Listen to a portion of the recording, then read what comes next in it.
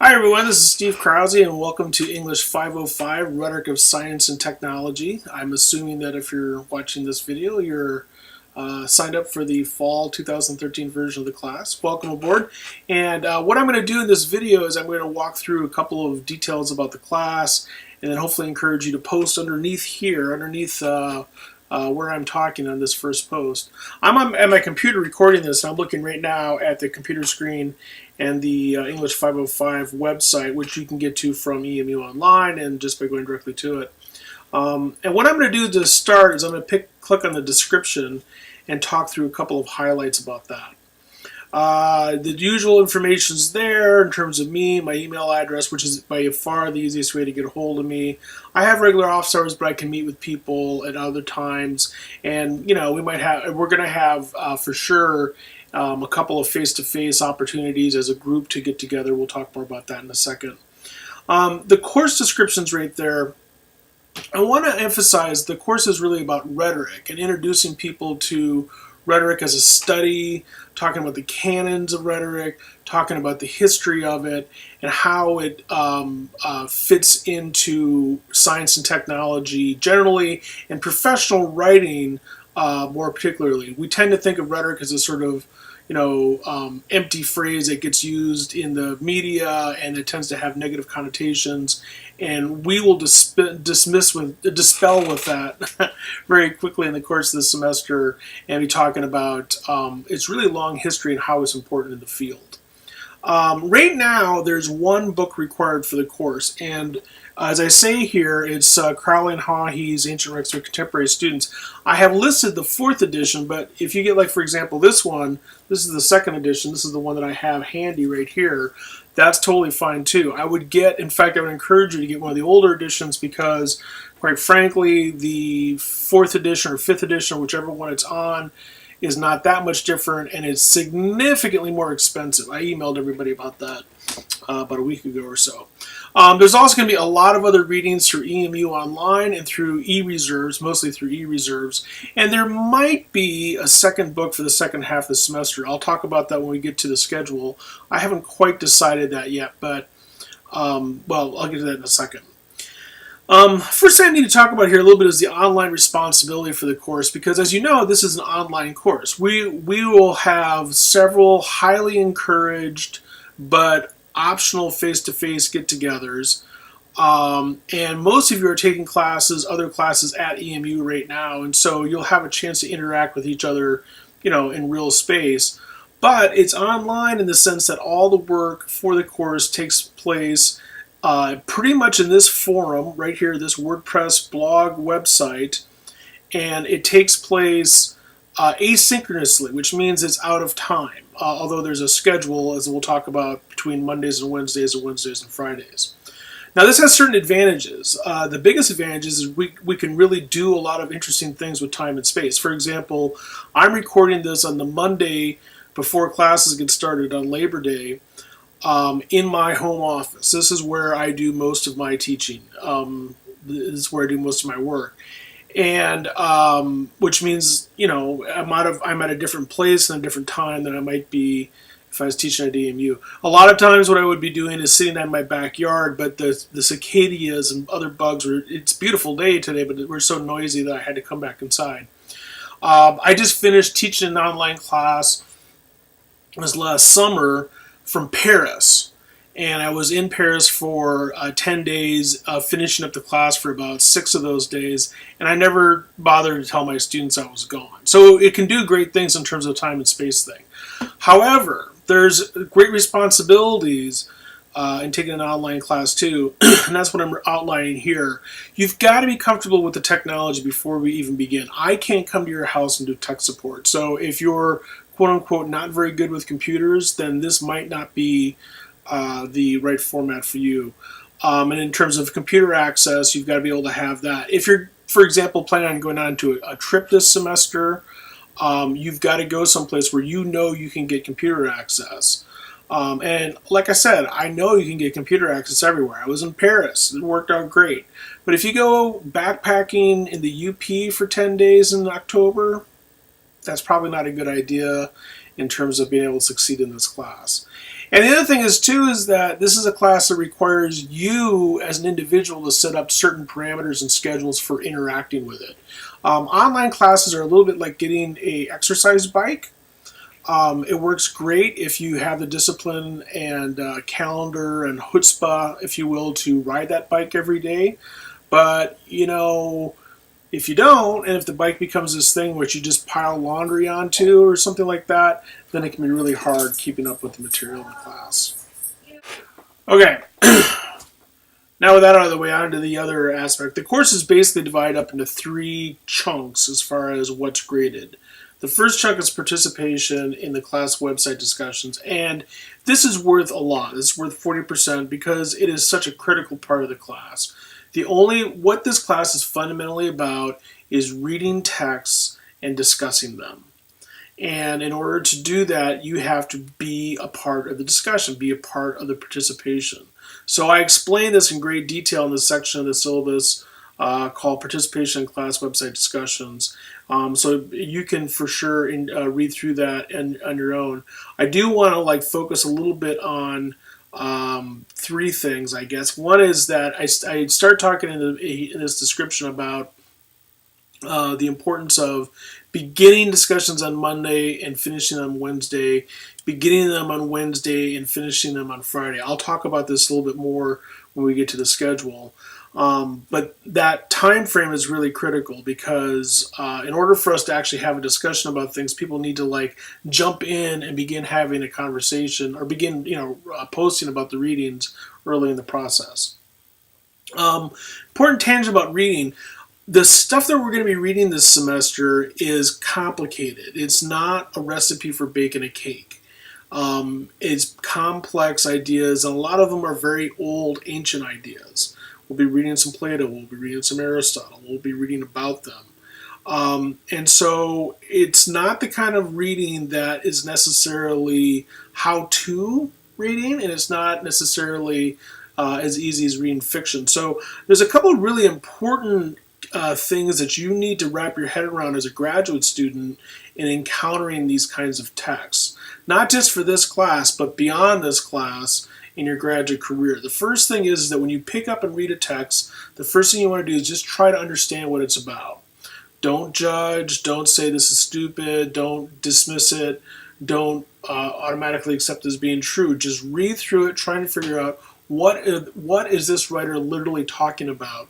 And along those ways, make sure that you're annotating and asking questions in the text. As I say in the thing, there is such a thing as a stupid question, but the fact is that most of the questions that you're going to have about a reading are not going to be stupid and are going to be worth asking and worth discussing in this forum. And then, after all that, after you've read to understand it, after you've gotten some questions answered and asked some questions, then you get to a place where you get to form an opinion about what this reading is about.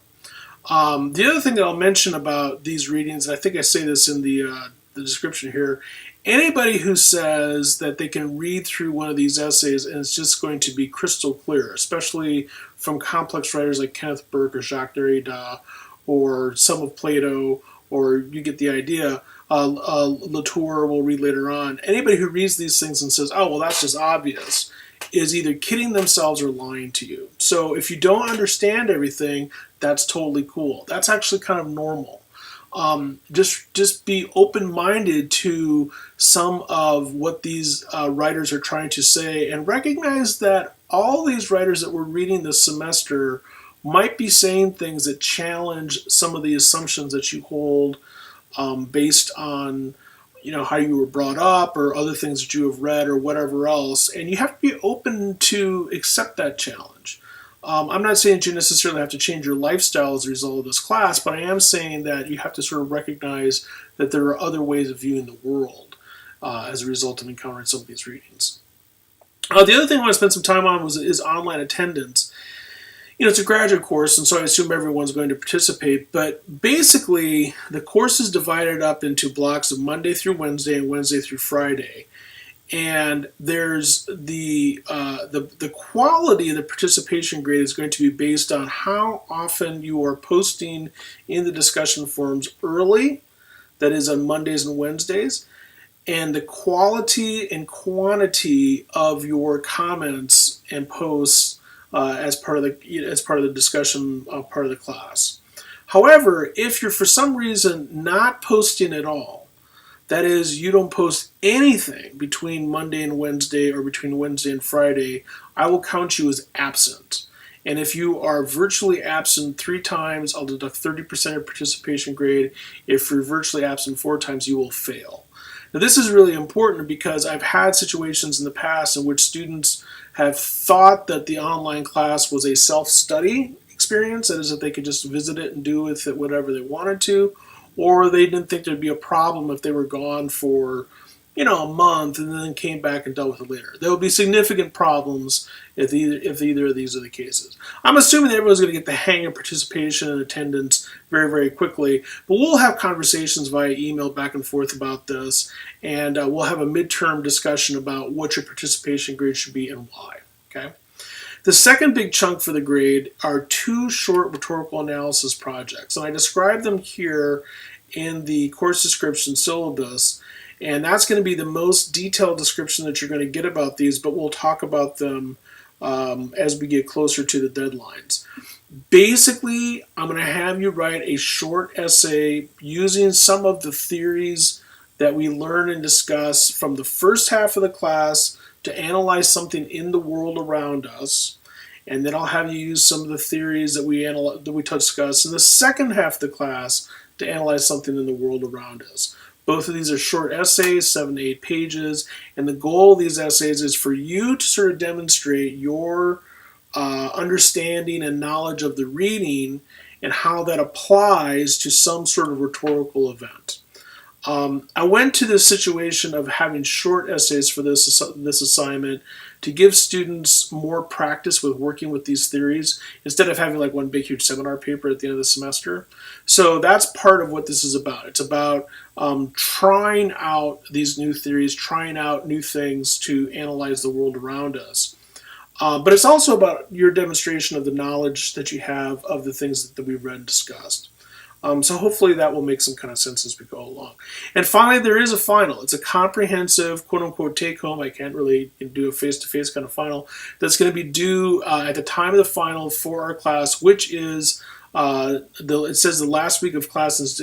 I'll distribute it in the last week of class, and it'll be due on Tuesday, December 17th. It's an online class, and so it's a little bit arbitrary in terms of date. Frankly, I picked Tuesday, December 17th because that's when a final is due for the face-to-face class I'm teaching. But the point is that be mindful of the fact that the final is a significant part of the grade because, it's a third of the grade. A couple of things here at the end here I mentioned in terms of access services and plagiarism.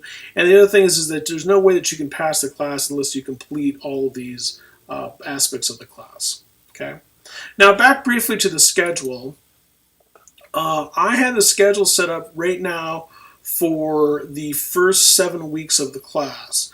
I have a pretty good idea how the second 7.5 weeks are going to go, but I wanted to start with the first 7 weeks just to see how things go and what we're going to do in terms of the second part as far as readings go.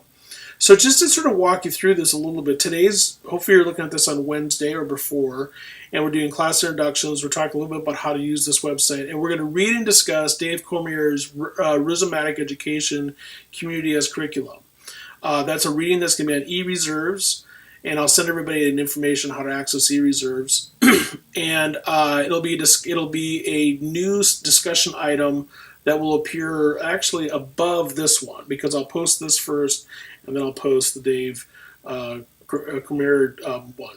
Sometime by Wednesday, in theory, that discussion will begin. And I can understand why that discussion might not begin right on Wednesday, because it's the first day of class and such. And then we'll start talking about it. Then in week 2, on Monday, it says begin by Monday and complete by Wednesday. You see more continued discussion about the class materials. We'll start this very brief reading from Burke about the unending conversation of the parlor, and then we'll read and discuss Gorgias's Encomium of Helen, and read and discuss the preface in chapter 1 of Carly Haughey's Ancient Rhetorics for Contemporary Students. So those will be, again, on the WordPress site, places that I'll set up for discussion, and then you will begin discussing those things on Monday. Okay, now you have all day on Monday, and actually even as early as Sunday night, but everyone should post some kind of comment to begin the discussion on Monday. And then the discussion continues through to Wednesday. Okay, and if it tails down, it tails down. And then we start the whole thing over again on Wednesday, as you see for week 2, chapters 2 and 3 of Crowley, the selection from Kenneth Burke, the selection from Watson and Crick, the selection from Carolyn Miller. Now, the point about that whole begin on Monday and begin on Wednesday thing is if everybody waits until Tuesday afternoon or Wednesday to post their comment about the reading, well, then we can't really have a discussion. We're trying to have an exchange here between each other about the readings. We're not trying to just post stuff and go. All right. One last thing that I'll mention, and I will set this up and email everybody about this. I'd like to try to get us all to get together face to face during week 2, on ideally on either Thursday or Friday afternoon. So that would either be September 12th or September 13th. I'll send everybody around a poll, or actually what I'll do is I'll set up a poll on this website. So everybody can vote for which one of those days works the best. The ideal thing for us would be to get together, and I have a couple different choices of options of where we can get together. And really all we're trying to do is just sort of meet each other, say, hey, how's it going, have an exchange, and just sort of like have a chance to ask whatever questions you might have about the class, but also to see other people that are in the class. I mean, my experience with online classes has been that they can be kind of anonymous, but I think that one of the ways that you can minimize that is by actually getting people to, at some point meet each other face to face. And so we'll be doing that as early as we can in the semester, and then we'll have some other events like that as the semester goes along. Okay, I think that's it for now. Like I said, dig into the materials, start digging into the reading, and and introduce yourself below here. So, okay, great, thanks. I'll see you online.